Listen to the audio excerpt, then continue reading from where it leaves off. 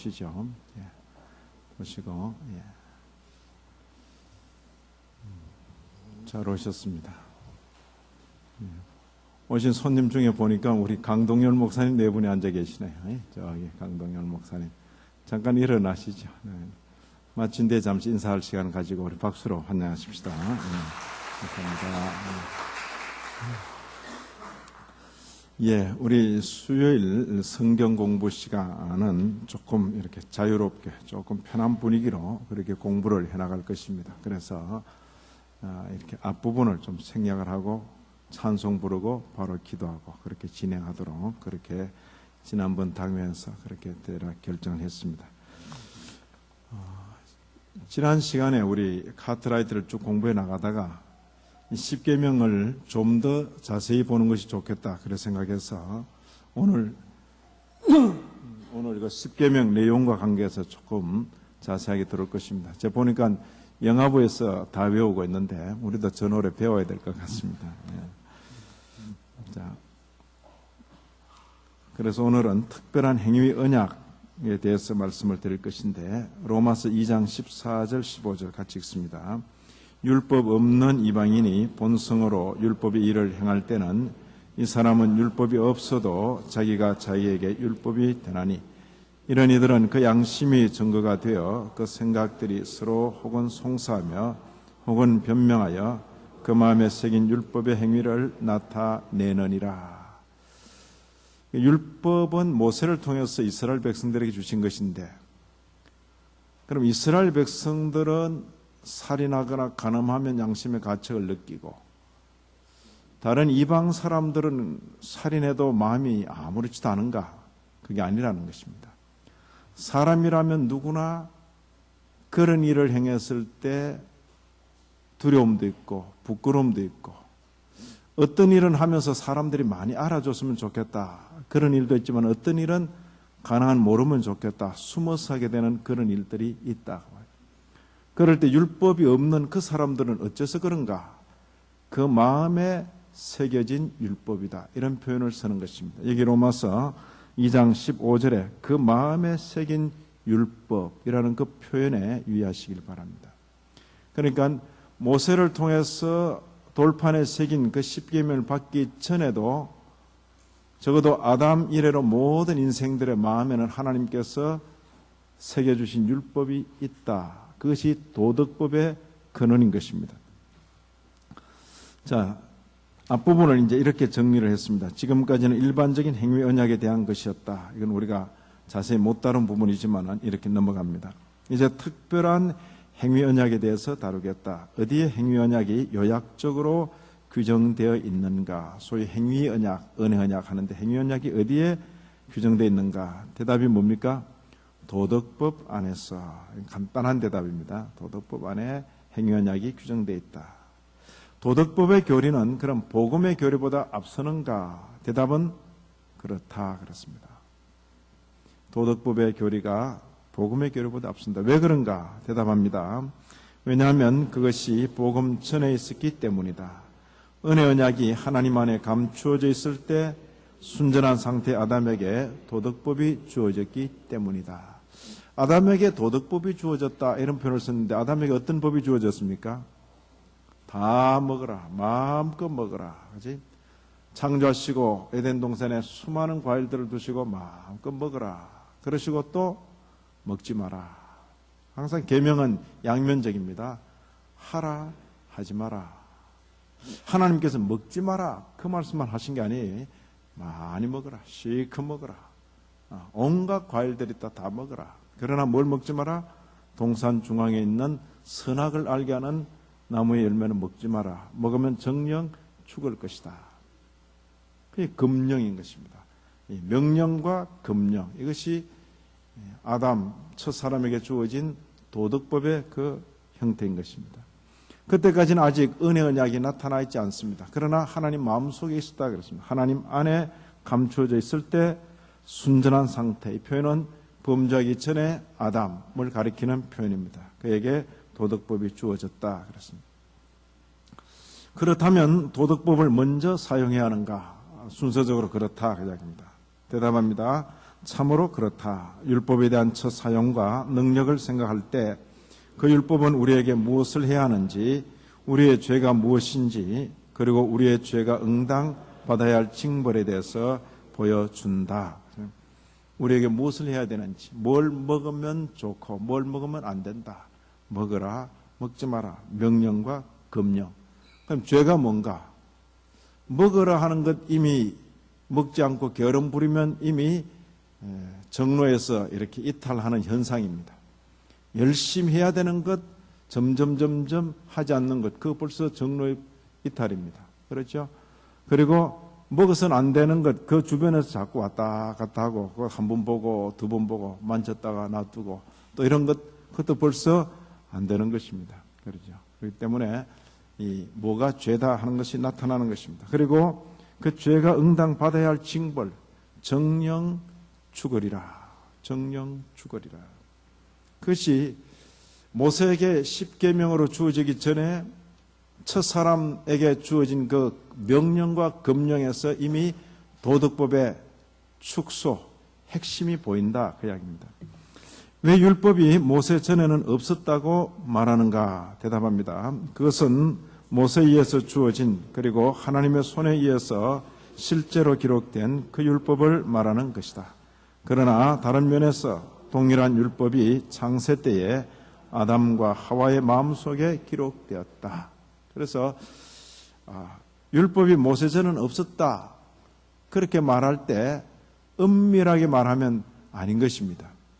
그러나 통상적으로 율법이 하나님께서 돌판에 새겨서 모세에게 주셨기 때문에 그것을 기준해서 말할 때 모세 전에 없었다. 그렇게 말할지라도 실제로는 더 엄밀하게 말하면 이미 아담과 하와를 지으실 때 그 마음에 새겨주셨다. 이렇게 말할 수 있다는 것입니다.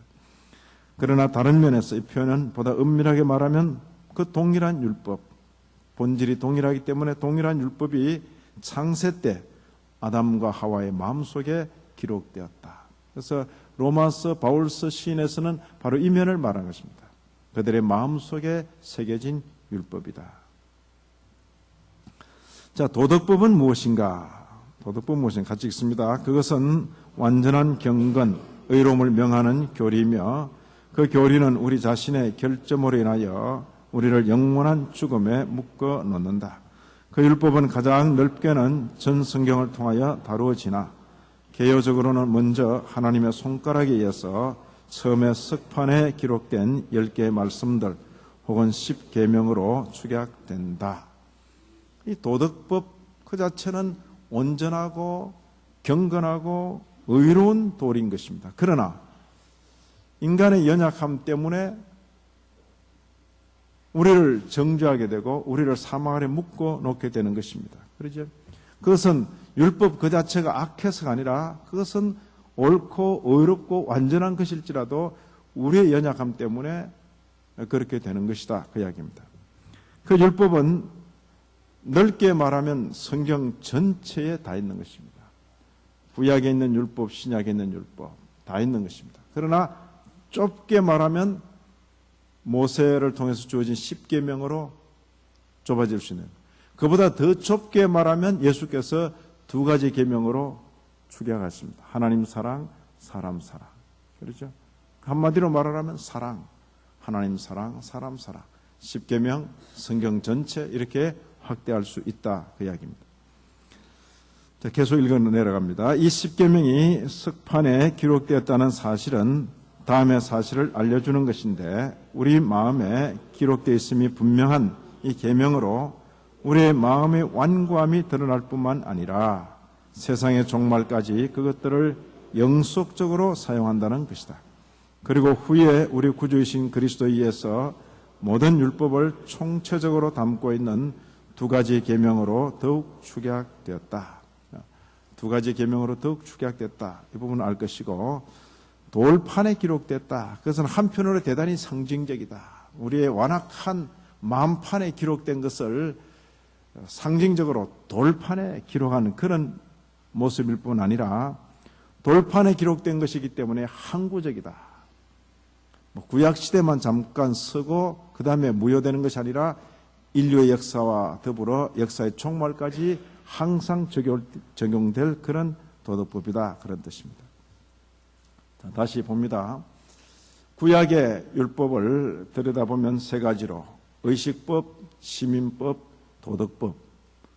의식법은 예수께서 십자가에 죽으셔서 온전한 대속을 이루심으로 성취 폐지됐다, 그런 표현을 쓸 것이고, 제사법은 신정국가가 끝나고 지금은 더 이상 신정국가가 아니기 때문에 그 정신만 받고 그 조문을 율법대로 우리에게 적용하지는 않는 것입니다.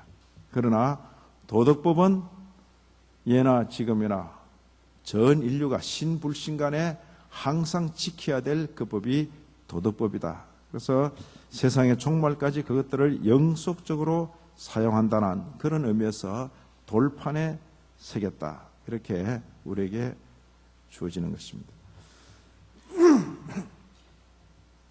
자, 갈라디아 3장 10절을 같이 읽습니다. 무릇 율법 행위에 속한 자들은 저주 아래 있나니 기록된 바 누구든지 율법책에 기록된 대로 온갖 일을 항상 행하지 아니하는 자는 저주 아래 있는 자라.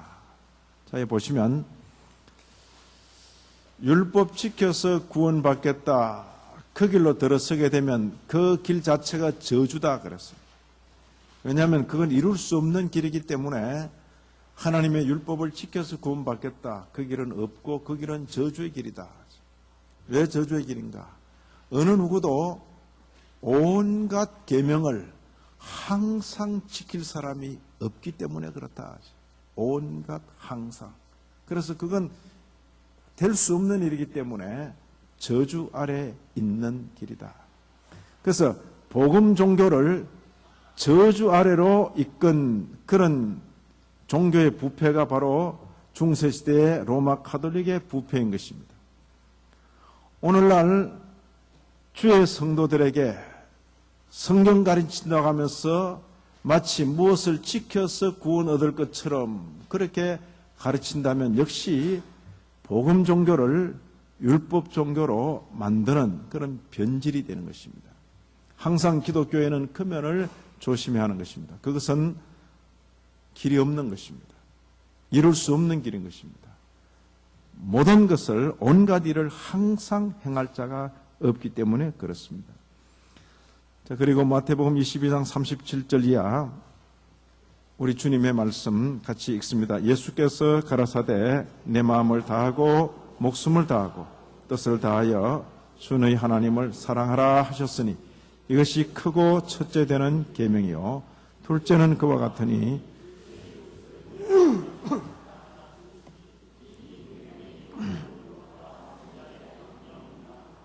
이 두 계명이라고 두 계명으로 딱 압축했습니다. 하나는 하나님 사랑, 하나는 사람 사랑. 이 두 계명이 온 율법과 선자의 강령이니라. 구약 전체를 총괄하면 바로 이 두 개다. 그리고 신구약 성경 전체를 총괄하면 바로 이 두 개다. 그 이야기입니다. 자, 율법을 통하여 우리가 더 나은 유익을 누리기 위해서 우리에게 필수적으로 요구되는 무엇보다 중요한 사항은 무엇인가? 이런 의미예요. 첫째, 둘째, 셋째 이렇게 나오는 게 아니고 이 첫 번째 말할 때는 무엇보다 중요한 사항은 무엇인가? 이렇게 묻는 것입니다. 대답합니다. 우리가 율법에 대한 참된 지식과 바른 이해를 가져야 한다는 것이며 그것이 없이는 바른 율법의 지식에서 나오는 어떤 열매도 획득할 수 없다는 것이다. 어떻게 인간이 자신이 알지 못하는 그 율법을 위반했다는 것을 알 수 있겠는가? 또는 그가 그 주인의 뜻을 이해하지 못한다면 어떻게 그 율법을 수행하려는 열심으로 하나님을 섬길 수 있겠는가? 뭔 소린가 하니까 율법은 반드시 알아야 되는데 만약 이걸 모른다면 우리가 죄 가운데 허물과 죄 가운데 태어났다는데 어떤 허물, 어떤 죄인가? 도무지 알 수 없다는 것입니다. 또 우리가 은혜로 구원받은 자로 하나님을 기쁘시게 하며 살아야 되는데 하나님의 마음, 하나님의 뜻도 모르는데 어떻게 기쁘시게 하며 사느냐 그 이야기인 것입니다. 그래서 율법은 우리가 잘 알고 이해하는 것이 참으로 필요하다. 다음 두 가지 이유에서, 첫째는 죄가 무엇인지, 우리 조상이 범한 죄, 그리고 우리가 그 속에 있는 죄가 무엇인지를 제대로 알아야 할 것 아닌가.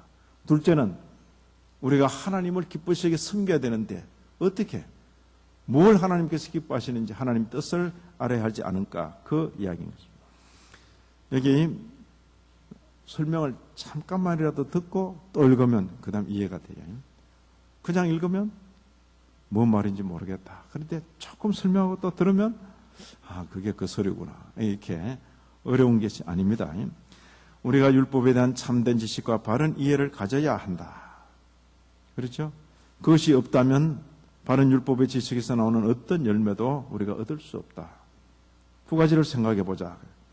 인간이 자신이 알지도 못하는 그런 율법을 위반했다. 뭘 근거로 그렇게 말할 수 있는가? 그리고 그가 그 주인의 뜻을 이해하지 못한다면 어떻게 그 율법을 수행하는 열심으로 하나님을 섬길 수 있겠는가? 그러죠. 바로 이런 이유 때문에 적어도 성도는 율법이 뭔지를 자세히 알아야 된다. 율법을 알면 죄를 알고, 율법을 알면 하나님의 뜻을 알고. 자, 율법을 바르게 이해하기 위해서 우리를 도와주는 규칙에는 어떤 것이 있는가 했는데 네 가지가 있다. 그래서 이제 하나, 둘, 셋, 넷 이렇게 나올 것입니다. 자, 네 가지 중에서 첫 번째는 율법은 영적이고 영혼에까지 이르고 모든 능력이 거기서부터 나온다. 이것만 우선 기억하십시다. 율법은 영적인 사항이다. 눈에 보이는 것만 다루는 게 아니라 영적인 그 내용을 다루고 있다. 그리고 몸만 말하는 것이 아니라 영혼에까지 이른다. 그리고 모든 능력이 거기에서부터 나온다. 그 다음 설명을 쭉 한번 읽어보십니다. 왜냐하면 율법은 모든 의무와 그 안에 담겨있는 모든 하나님의 뜻까지도 알게 하는 이해력을 제공하기 때문이다. 같이 읽어나가야 돼요. 선과 악을 구별하기 위한 판단력과 또한 두 가지 선 중에서 어떤 것이 더 선한가를 구별하기 위한 판단력을 제공한다. 또한 율법은 계속 기억할 수 있게 한다. 율법은 더 나은 것을 선택하고 더 악한 것을 버리는 선택을 위한 의지를 제공한다. 그것은 소중한 것을 사랑하게 하고 정죄할 것을 싫어하게 하는 성향을 일으킨다. 보면 복잡하게 되어 있는 것 같은데 또 잠깐 설명을 들으면 또 이해가 할 수 있어요. 율법을 잘 알게 되면 뭐가 선이고 뭐가 악이다 분명히 분별할 수 있다. 선악은 희고 검은 것처럼 너무나 선명하고, 선 중에서도 뭐가 더 선이 되고 덜 선이 되는 그것도 잘 분별할 수 있다. 그 이야기입니다. 우리가 사랑해야 될 것이 어떤 것이고 미워해야 될 것이 어떤 것인가도 잘 분별해낼 수 있다. 율법을 알게 되면 이런 유익이 있다. 그런 뜻입니다. 여기 왜냐하면 율법은 모든 의무, 그 안에 담겨있는 모든 하나님의 뜻까지도 알게 하는 이해력을 제공하기 때문이다. 그래서 선과 악을 구별하는 판단력, 두 가지 선 중에서 어느 것이 더 선한 것인가 판단하는 그 판단력, 그리고 더 나은 것을 선택하고 더 악한 것을 버리는 그런 선택, 그걸 위한 의지, 소중한 것은 사랑하게 하고 미워해야 될 것은 싫어하게 하는 그런 성향을 우리 속에서 일으킨다. 그래서 이런 율법에는 유익이 많다. 영적이며 영혼에까지 이르고 모든 능력이 거기서부터 나온다. 이것이 첫 번째 우리를 도와주는 규칙이다. 그래서 자, 율법이 위의 내용들을 모든 사람에게 동일하게 요구하는가? 이렇게 중간 질문 하나 던지고 있어요. 둘째, 셋째 나가기 전에 모든 사람에게 동일하게 요구하는가? 이건 재밌는 질문이에요. 대답은 뭡니까? 아니다. 그랬어요. 우리 선조들은 아니다. 이렇게 대답했어요. 대답합니다. 성에 따라서, 나이의 많고 적음에 따라서, 소명의 차이에 따라서 다르다. 여자에게보다 남자에게, 어린아이보다 청년들에게, 사적인 사람보다는 공적인 사람에게 더 요구한다. 더라는 단어를 의미상으로 거기 넣으시길 바랍니다. 더 요구한다. 아담과 하와에게 동시에 하나님께서 명령을 주시고 금령을 주셨을지라도 아담에게 더 요구되는 면이 있는 것입니다. 아버지와 아들에게 동시에 하나님께서 명령을 주시고 금령을 주셨을지라도 아버지, 부모에게 더 요구하는 바가 있는 것입니다. 지도자와 백성에게 동시에 하나님께서 주셨을지라도 지도자에게 더 요구하시는 바가 있는 것입니다. 부자와 가난한 자에게 동시에 명령을 주셨을지라도 기회를 더 받은 사람에게 더 요구되는 바가 있는 것입니다. 그래서 하나님께서는 더 주신 자에게 더 찾겠다고 말씀을 하시는 것입니다. 바로 그런 부분을 잘 생각을 해야 됩니다. 나중에 이제 이스라엘의 그 율법을 보면 같은 죄를 지어도 제사장이 죄 지으면 속죄 제물을 더 큰 걸 요구해요. 같은 죄라도 송아지, 그다음에 염소, 양, 그다음에 나중에 평민 중에 한 사람은 비둘기만 바쳐도 된다 그래요. 왜냐하면 그 직분에 따른 죄의 무게를 그렇게 이야기하는 것이죠. 책임이 더 크다. 같은 일을 해도 책임이 지위가 중한 만큼 책임이 더 크다 그렇게 생각하는 것입니다. 이런 표현을 한 것입니다. 이때 성차별이다 이걸 느끼고 나는 남자들만큼 더 하겠다. 그건 선한 욕심으로 생각하고 기꺼이 환영을 할 것입니다. 이건 연령차별이다. 나는 우리 부모님이나 장로님만큼 더 하겠다. 그건 제가 말리지는 않겠습니다. 그러나 그럴 역량도 안 되고 그럴 힘도 안 될 것입니다. 여건도 안 되고 그 각 지위에 따른 그 책임과 의무가 있는 것입니다. 지위에 따른 책임과 의무가 있고 또 거기서 그걸 지켰을 때에 따르는 존귀와 영광이 있고 그걸 어겼을 때에 따르는 이 징계와 채찍도 있는 것입니다. 그래서 이런 부분에 이런 표현을 잘 새겨두시라. 이제 두 번째 규칙입니다. 두 번째 규칙, 그 율법은 완전하여 영혼에 미칠 뿐 아니라 전 영혼에 미친다. 전인격적으로 이 율법은 관계된다. 같이 읽습니다. 또한 선을 구별하고 유지하고 의지하고 따르게 할 뿐 아니라 동일한 것을 완전하게 행하게 한다. 그러므로 악을 정죄함으로 모든 악에게 유죄 판결을 내리고 그리고 선을 명령하는 것을 보여주므로 모든 선을 명령한다. 어느 법과대학에서 이렇게 가르칠 거 하여튼 우리 성도들은 이런 내용을 하여튼 졸며 깨며 다 들어놓으면 유익인 것입니다. 오늘날 교회가 자꾸 무지한 상태로 가고 있어요. 그냥 교회가 꼭 법당 같고 교회가 또 점집 같고 성경은 손에 들고 있는데 읽는 사람도 없고 배우는 사람도 없고 우리에게 보배 같은 이런 교리 체계들이 벌써 300년 400년 전에 주어졌는데도 아무도 관심도 없고 그래서 오늘날 기독교는 땅바닥에 붙어 있습니다. 땅바닥에. 이런 종교를 세상이 조롱하는 것입니다. 조롱. 제가 그랬죠. 뭐가 조롱인가? 부활절날 절에서 축 부활, 축 예수 부활 이런 거 보내온 건 조롱인 것입니다. 예수제의 너희들 예수 부활했다고 하는데 그래 화분이나 하나 받아라. 예수가 부활했다고 깨달았다면 다 버려두고 예수 앞에 무릎을 꿇고 예수님 당신이 나의 주 나의 하나님입니다. 그 고백을 해야 그게 부활인 것입니다. 그렇지 않은 부활은 다 말장난인 것뿐인 것입니다. 그러죠?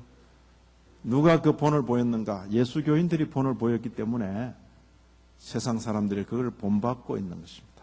비웃는 것입니다.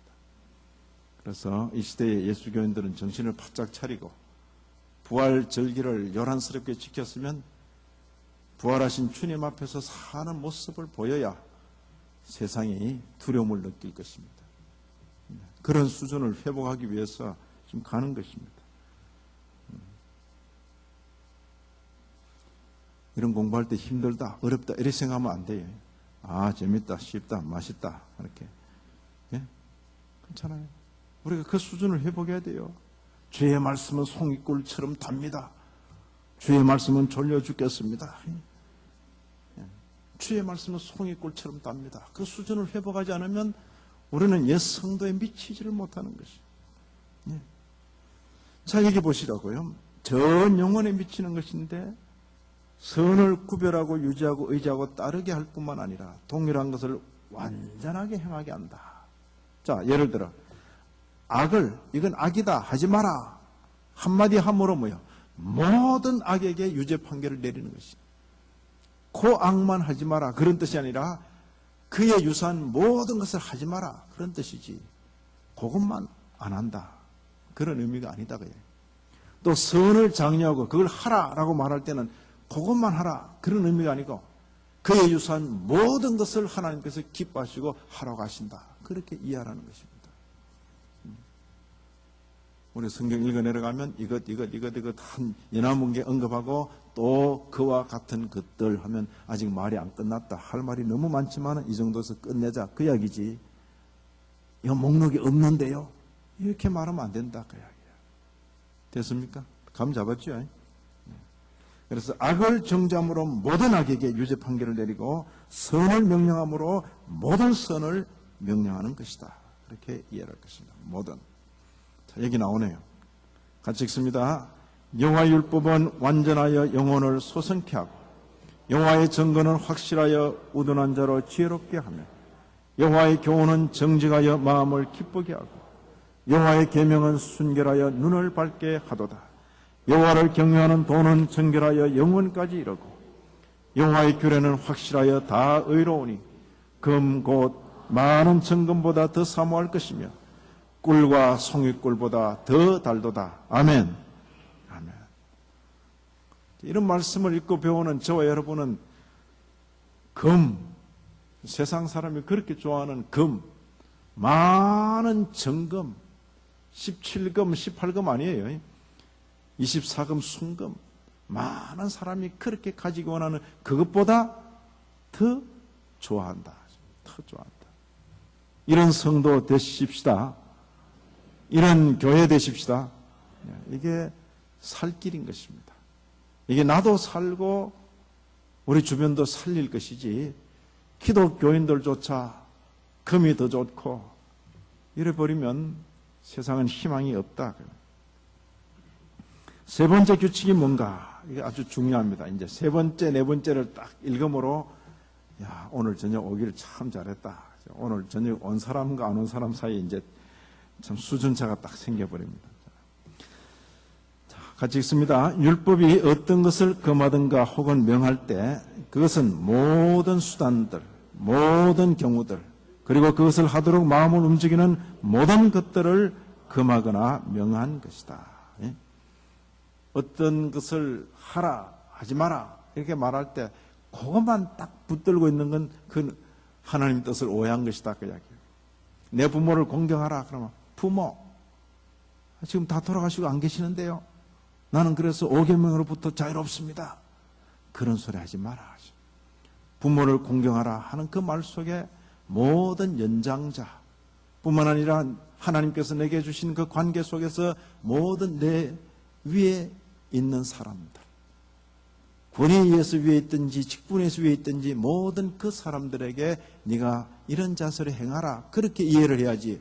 부모 안 계시는데요, 벌써 돌아가셨는데요, 이런 말 하지 말라는 것입니다. 살인하지 말라, 전 살인 안 했는데요, 그런 말 하지 말고 그 사람을 잔인하게 죽이는 경우로부터 어디까지 사람을 미워 안 했습니다. 그걸 넘어서서 그 사람의 생명을 더 보호하고 진작시키는 그런 면에까지 마음을 서도록 명하시는 것이다. 그렇게 이해를 하라는 것입니다. 자, 여기 세 번째 규칙과 네 번째 규칙이 같이 만나는 것입니다. 모든 수단, 모든 것들을 금하거나 명한 것이다. 우리 주님께서 이렇게 확대시켜 놨습니다. 같이 읽습니다. 또 간음치 말라 하였다는 것을 너희가 들었으나 나는 너희에게 이르노니 여자를 보고 음욕을 품는 자마다 마음에 이미 간음하였느니라. 만일 내 오른 눈이 너로 실족해 하거든 빼어내버리라. 내 백체 중 하나가 없어지고 온몸이 지옥에 던지지 않는 것이 유익하며 또한 만일 내 오른 손이 너로 실족해 하거든 찍어내버리라. 내 백체 중 하나가 없어지고 온몸이 지옥에 던지지 않는 것이 유익하니라. 주님 당시 유대인들은 저 살인 안 했습니다. 내가 사람을 그렇게 잔인하게 안 죽였습니다. 이렇게 말하는 것으로 율법 지켰다고 말하고 싶어 했던 것입니다. 그래서 주님께서 no, 본래 그런 뜻이 아니네. 네 마음에 이미 여인을 보고 음욕을 품었으면 이미 간음한 것이네. 그 의도, 내면적인 생각조차도 금하는 것이 뿐만 아니라 내 눈이 이미 범죄했으면 어느 정도로 생각해야 되는가? 빼버릴 정도로 생각해야 된다. 내 손이 범죄했으면 그걸 찍어내 버릴 정도로 생각해야 된다. 그 죄만 말하는 것이 아니라 그 죄에 이르는 모든 수단, 모든 방법, 모든 마음의 동향까지도 금하시는 것으로 받아들여야지 그렇지 않으면 안 된다. 그런 뜻입니다. 됐습니까? 그래서 이 계명에 대한 이해를 할 때 이런 몇 가지 규칙을 가지고 있어야 된다. 그런 이야기입니다. 자, 네 번째 규칙은 더 절묘합니다. 아까 잠깐 언급을 했습니다만 같이 읽습니다. 율법이 명하는 것이 무엇이든지 그 반대되는 것을 금하는 것이다. 율법이 금하는 것은 무엇이든지 그 반대되는 것을 명하는 것이다. 자, 이해가 돼요? 이제? 난 살인 안 했습니다. 그런 말 하지 말라는 거예요. 그 반대되는 걸 명하는 게 뭡니까? 사람의 생명을 진작시키고 사람의 생명을 고양시키는 그 일을 했는가? 아니면 아니라는 것입니다. 도적질하지 말라. 나 안 훔쳤는데요. 그런 말 하고 있지 말라고요. 다른 사람의 재산에 해를 끼치지 않아야 되는 것은 물론이고 다른 사람들의 재산을 보존해주고 그 사람의 재산이 유익이 되도록 그렇게 챙겨주는 것. 계명 지키는 삶은 그런 것이다. 여러분 살다가 그런 사람 한번 만나봤어요? 그런 사람을 딱 만나면 아마 인생에 어떤 충격이 있을 거예요. 전부 서로 막 가지려고 그러고 막 있는 거 뺏어가려고 그러고 막 훔쳐가려고 그러는데 마치 자기 재산처럼 잘 지켜줄 뿐만 아니라 기회를 봐서 더 이렇게 재산이 풀어나도록 그렇게 도움을 줘서 몇 년 만에 만났는데 나는 100을 맡기고 갔는데 120, 150 시세가 좋아가지고 200까지 만들어서 다 주는 그런 사람 만나면 생각이 좀 달라질 것 아닙니까? 그게 전도죠. 그게 전도죠. 당신은 도대체 어떻게 된 사람이기에 이렇게 삽니까? 어떻게 된 사람이긴 전 똑같은 사람인데 근데 제가 받은 계명이 좀 특이합니다. 그 계명 누가 준대요? 하나님께서 주신 것인데요. 그 하나님 나도 믿고 싶습니다. 이래 돼야 이게 진짜 세상이 참 존귀 여기는 예수 믿는 사람인데 이제 그런 면이 없다 그래요. 계명에 대한 이해도 없다. 입으로 달달달달 외워서 세례는 받는데 아무 이해가 없는 거죠. 나 살인 안 했습니다. 우리 부모님 벌써 돌아가셨습니다. 그게 무슨 이제 우리가 정신을 바짝 차려서 우리 선배들이 이 계명을 어떻게 이해했는가 이것을 잘 읽고 배워서 이걸 한 번 귀로 들어놓으면 도무지 잊을 수 없는 내용이 되는 것입니다. 적어도 사람이라면 적어도 성도라면 이런 내용들은 한번 눈으로 읽고 귀로 들어놓으면 평생 잊을 수가 없는 것입니다. 어떻게 이런 내용을 잊습니까? 그리고는 그런 경우마다 다 생각이 나는 것이요. 그래서 여러분이나 제 속에 왜 욕심이 없겠어요? 이 땅에 살면서 죄성은 여전히 있는데 그러나 이런 말씀들이 속에서 살아 움직이면서 우리 죄성을 억제시키고 아니다. 우리 계명대로 살아야 된다. 그러면 다 그렇게 가는 것입니다. 율법이 명하는 것이 무엇이든지 그 반대되는 것을 금하는 것이다.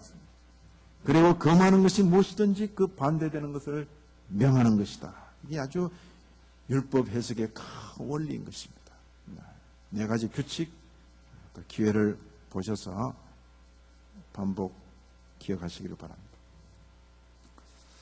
이제 이 문답들은 보면 우리가 묻고 싶은 거 다 물어놨어요. 그래서 여러분 이제 제가 강의를 마치고 물으세요. 이러면 민망해서 아무도 못 물어요. 그냥 내가 괜히 이런 질문했다가 목사님 혹시 대답을 못하면 얼마나 미안해하실까. 또 그런 사람도 있고 또 어떤 분은 괜히 목사님한테 또 쓸데없는 질문해가지고 지킬라 이런 사람도 있고 뭐 별별 사람이 별별 생각으로 거의 질문을 못해요. 잘 들었어요? 질문하세요. 그러면 질문을. 근데 고마운 것은 이런 문답은 막 별별 질문을 다 하고 있어요. 우리 하고 싶은 질문 다 했어요. 빠진 거 있으면 여러분 또 메일로 보내주세요. 또. 이렇게 묻습니다. 왜 모든 계명들이 단수 2인칭 단수 2인칭으로 주어졌는가 이렇게 묻는 거예요. 너희 이렇게 말하지 않고 뭐 우리 이렇게 말하지 않고 너는 아주 우리 신앙의 선배들은 절묘하게 그 내용을 이해를 했어요. 거기에서 하나님은 사람들 사이에서 일반적으로 잘못 사용되는 것을 지혜롭게 막으신 것이다. 무슨 소리가 하니까 너희 이러면 벌써 여기 한 100명 가까이 앉았던 사람이 너희 그러면 슬쩍 빠져나갑니다. 장로님 들었지요? 권사님 들으셨지요? 저는 평신도입니다. 이러면서 빠져나간다 그 이야기예요. 예. 장로님들 중에서도 선배 장로님 잘 들으셨지요? 저는 된 지 얼마 안 되니까 하고 또 빠져나간다 그 말.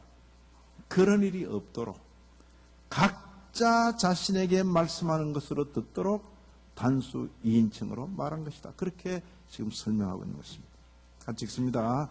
즉 그것은 모든 사람들을 향해서 말씀하신 것으로 생각하게 될 때 아무에게도 말해지지 않은 것처럼 생각하는 것을 막으신 것이다.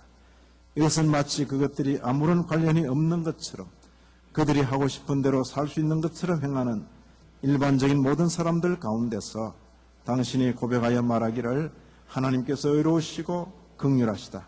하나님은 이것을 명하시고 금하셨다고 하는 것과 같다. 됐습니까? 이 사실로부터 당신이 배우는 것은 무엇인가? 대답합니다. 모든 각각의 사람들은 하나님께서 그들 각자에게 율법을 말씀하셨고 그로 인해서 그가 율법의 영향 가운데 있어야 한다고 생각하고 판단해야 한다는 것이다. 그들 각자에게. 됐습니까?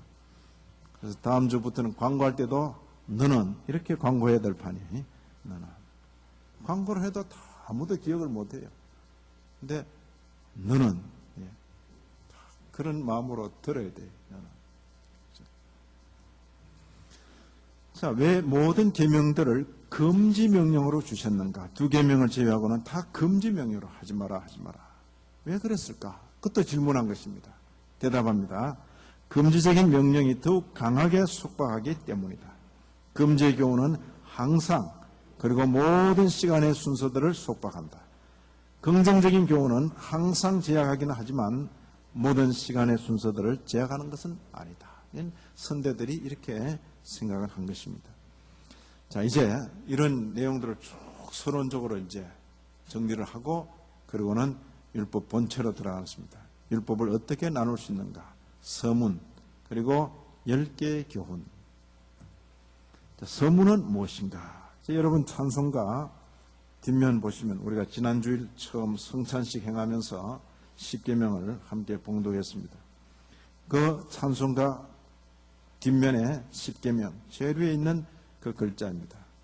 같이 읽습니다. 하나님이 이 모든 말씀으로 일러 가라사대 나는 너를 애굽 땅 종되었던 집에서 인도하여 낸 너희 하나님 여호와로라. 이게 서문입니다. 어떤 분이 어떤 자격으로 이런 명령을 하시는가? 하나님께서 어떤 하나님께서 이스라엘을 애굽에서 구원해내신 그 하나님께서 이 명령을 하시는 것이다. 그렇게 말하는 것입니다. 이 서문은 10계명 전체와 관계되어 있고 10계명의 각 계명에 대해서 준수할 것을 명령하시는 근거이다. 같이 읽습니다. 그러므로 그 내용은 다음과 같다. 만약 내가 애굽에서 너를 이끌어낸 주 너희 하나님이라면 너는 마땅히 모든 나의 계명들을 지켜야만 한다. 그런데 과연 나는 너를 애굽에서 너를 이끌어낸 주 너희 하나님이다. 그러므로 너는 모든 나의 계명들을 지켜야 한다. 이제 구원하신 분께서 새 생명 주시고 세계 주신 그분께서 새로운 삶의 방도를 주신 것입니다. 그러니까 이제 질문이 또 생기는 겁니다. 그러면 그거 이스라엘 이야기 아닙니까? 어떻게 이스라엘 이야기가 우리하고 관계됩니까? 이렇게 또 질문하는 거예요. 이런 질문은 거의 못하지요. 목사님 눈치 보느라고 거의 못하지. 할 수 없어요. 그러나 했거든요. 네. 요즘도 좀 머리 좀 돌아가는 분들이 기독교 그 말이야 이스라엘 종교를 가져와가지고 저렇게 정신 나간 짓을 한다고 우리에게는 단군 종교가 있다 뭐 이렇게 말하는 사람들이 있잖아요. 그 인터넷상에 많거든요. 그분들이 알 길이 없단 말이에요. 벌써 400년 전에 이렇게 딱 정리가 되어 있어요. 우리가 명목상으로 혹은 혈통에 따라서는 이스라엘이 아니지만 성령과 언약에 따라서는 하나님의 참된 이스라엘이다. 그걸 분명히 알아야 됩니다. 이게 특히 갈라디아 3장 7절 중요합니다. 넘어갑니다. 갈라디아 3장 7절 같이 읽습니다. 그런즉 믿음으로 말미암은 자들은 아브라함의 아들인 줄 알지어다. 예? 그럼 믿음이 없으면 혈통으로는 아브라함의 후손이라도 제외돼 버리는 것입니다. 믿음이 있으면 혈통으로는 아니더라도 아브라함의 후손인 것입니다. 이것이 신약의 원리인 것입니다. 언약의 원리인 것입니다. 바울 사도는 갈라디아 3장 7절에 그런즉 믿음으로 말미암은 자들은 아브라함의 아들인 줄 알지어다. 자, 묻습니다. 아브라함의 아들입니까? 어떻게 그렇게 대답할 수 있습니까? 믿음으로 말미암았기 때문입니다. 그렇죠? 됐습니까? 이게 확실히 아멘 하는 성도가 신약교의 성도인 것입니다. 자, 이렇게 이제 말하니까 그 참 묘하네요. 그렇게 말하면서 왜 하나님께서 이스라엘에게 이렇게 다 하시고 우리를 이렇게 엮어주신 것입니까? 이렇게 또 묻는 것입니다. 참 어려운 질문들을 하고 있어요. 왜 주님께서는 다른 어떤 것들보다도 우리에게는 전혀 주지 않은 것으로 보이는 그러한 복들을 이스라엘을 위해서 준비하시고 그 안에서 우리가 이스라엘과 연합하게 하셨습니까? 그죠? 이게 이스라엘과 관계된 사건인데 어떻게 우리에게 이렇게 연합되도록 하신 것입니까? 자, 여기 몇 가지 대답이 나옵니다. 첫째로 그것이 이스라엘을 격려하기 위한 하나님의 방법이었기 때문인데 우리는 더 풍성한 지식으로 하나님으로부터 축복을 받은 데 반하여 처음에 어린아이와 같은 이스라엘에게 현세적 유익들과 함께 율법이 주어졌다. 그 유익들은 그들의 연약함과 유아성을 고려한 것이었다. 그러므로 그들에게 관련된 것은 말하자면 그들의 영적 상태에 따른 것이었다. 걔들이 워낙 어린아이 같기 때문에 이렇게 알아듣도록 하기 위해서 이렇게 한 것이다. 이렇게 지금 설명하는 것입니다. 그들의 연약함, 그들의 유아성을 고려한 것이다. 그러나 우리는 계시가 충만히 드러난 이런 시대에 살기 때문에 이 정도 말하면 충분히 알아들을 것이다. 지금 그렇게 말씀하시는 것입니다. 둘째로 같이 읽습니다. 그것이 그리스도에 의해서 사탄으로부터 구출되어 받은 영적인 구원을 설명한 것이 적합한 것이었기 때문인데 이 영적인 구원은 출애굽 사건에 의해서 어느 정도 설명되었다. 그러므로 그것은 그들과 마찬가지로 우리에게도 속한 것이다. 출애굽기를 읽고 출애굽 그 이야기를 읽으면 너무나 정확하게 우리의 영적 탈출과 아주 유사한 것입니다. 바라오가 사탄 마귀와 대조를 이루면서 6월절 그 양의 피가 예수 그리스도의 대속의 피와 너무나 잘 맞는 것이죠. 그래서 그 이스라엘에게 일어났던 그 일을 통하여서 영적 이치를 너무나 잘 보여준다. 그렇게 설명을 하는 것입니다. 그리고 셋째로 같이 읽습니다. 우리가 잔인한 적의 노예 신세로부터 자유롭게 되었을 때 그 사건이 우리에게 한 번 이상 일어나지 않으며 그 노예의 상태에 다시 빠지지 않도록 분명하게 보존된다. 그리고 그와 같은 계속적인 위험에 노출되어 있는 것이 가로 뛰어넘습니다. 모든 하나님의 자녀들에게 일반적인 일인데 이러한 하나님의 선하심을 깨닫게 하기 위해서 우리는 이러한 서문을 유용하게 사용할 수 있고 우리를 하나님께로 묶는 띠로 생각할 수 있다. 무슨 소리가 하니까 영적으로 구원을 받았음에도 불구하고 현실적으로는 죄에 가까이 있다 그 말이에요. 그래서 죄에 가까이 있고 죄를 짓게 되면 그 다음에 탁 이렇게 묻는다. 네 구원 받았나 진짜? 그럼 이게 당황스러워가지고 막 불안한 거예요. 그러지? 그럴 필요가 없다 그 이야기입니다. 나는 너를 애굽 땅 종되었던 곳에서 이끌어낸 너희 하나님 여호와다. 딱 이미 구원받은 존재들이다. 그 이후에 있는 여러 가지 일들은 연약함으로 오는 것이다. 하나님께서 우리에게 남겨두신 그 죄성 때문에 있는 것이지 그 때문에 하나님의 자녀되는 것이 취소되거나 소멸되는 것이 아니다 하는 것이 종교개혁자들이 찾아낸 그 신앙인 것입니다. 그 사건이 우리에게 한 번 이상 일어나지 않는다. 그러죠? 그 노예의 상태에 다시 빠지지 않도록 분명하게 보존한다. 넷째의 표현은 뭔가니까 그때 하나님께서 십계명을 주실 때 가장 가깝게 인용할 수 있는 내용이 뭡니까? 구원에 가장 가까운 경험이 출애굽 경험이다. 그래서 그 출애굽 경험을 가지고 이 계명을 지키라고 말한 것이다. 만약 아브라함 때 십계명을 주셨을 것 같으면 아브라함이나 이삭 때에 나는 너를 갈대아 우르 땅에서 이끌어낸 너희 하나님 여호와다. 너는 계명을 지켜라. 그럴 거 아니에요. 바로 이 원리에 따라서 신약교회 성도들은 신약교회 어떻게 읽을 수 있어요? 나는 너를 예수 그리스도의 십자가 보혈 공로로 죄와 사망으로부터 너희를 건져낸 너희 하나님 여호와다. 너희는 이 계명을 지키라. 그렇게 이어질 수 있는 것이다.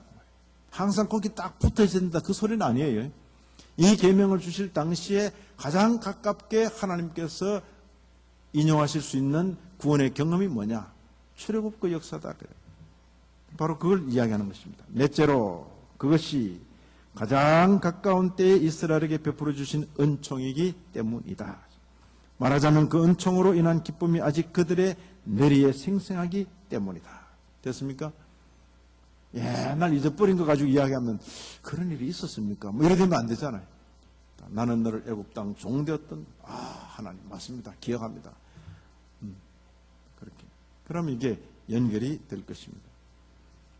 자, 십계명 크게 두 부분으로 나눠진다. 하나는 하나님, 하나는 이웃. 됐어요? 하나님 향한 계명은 예배와 관계된 것이다. 그것이 앞서 되었다. 왜 그렇게 구분될 수 있는가? 우리가 계명을 어길 때 해를 받는 대상, 한 경우는 하나님이시고 한 경우는 인간이기 때문에 그 대상의 차이 때문에 이렇게 구분될 수 있겠다. 그것을 지금 설명하는 것입니다. 됐습니까? 또 하나님을 향하는 그 계명을 어기는 것과 인간을 향하는 그 계명을 어기는 것 어느 것이 더 크냐? 그렇게 맞비교할 수는 없다. 하나님 계명을 어기는 것이 더 크긴 하지만은 그걸 맞비교할 수는 없다 하는 그런 내용이 여기 기록되어 있습니다. 하나님 예배는 내적인 것과 외적인 것. 내적인 예배는 어디에 명령되어 있는가? 첫 번째 계명이다. 그리고는 다음 시간에 첫 번째 계명 이렇게 들어가는 것입니다. 됐습니까? 자, 많은 내용을 그냥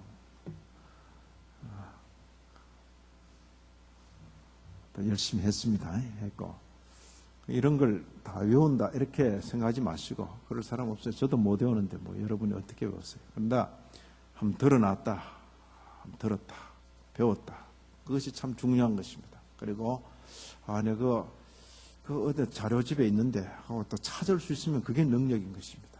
그리고 어느 날 때가 되면 여러분이 누군가에게 이 내용을 읽어주고 가르칠 기회가 있으면 저는 할 일이 끝난 것입니다. 그렇죠? 그러나 그때까지 여러분이 한 번 듣고 두 번 듣고 반복해서 들으면서 여러분의 가족과 함께 읽고 있든지 여러분의 손자와 함께 읽고 있든지 직장 동료와 함께 읽고 있든지 어느 곳 어디서 이 내용을 누군가에게 지금 전하고 있다면 저의 사명은 충분히 한 것으로 여겨지는 것입니다. 아무쪼록 한 번 귀로 들었습니다. 이제 가슴에 새기시고 자신이 살고 그리고 주위에 전하는 그런 저와 여러분 우리 교회 되기를 진심으로 기원합니다. 하나님 아버지 귀한 시간 주신 것 감사합니다.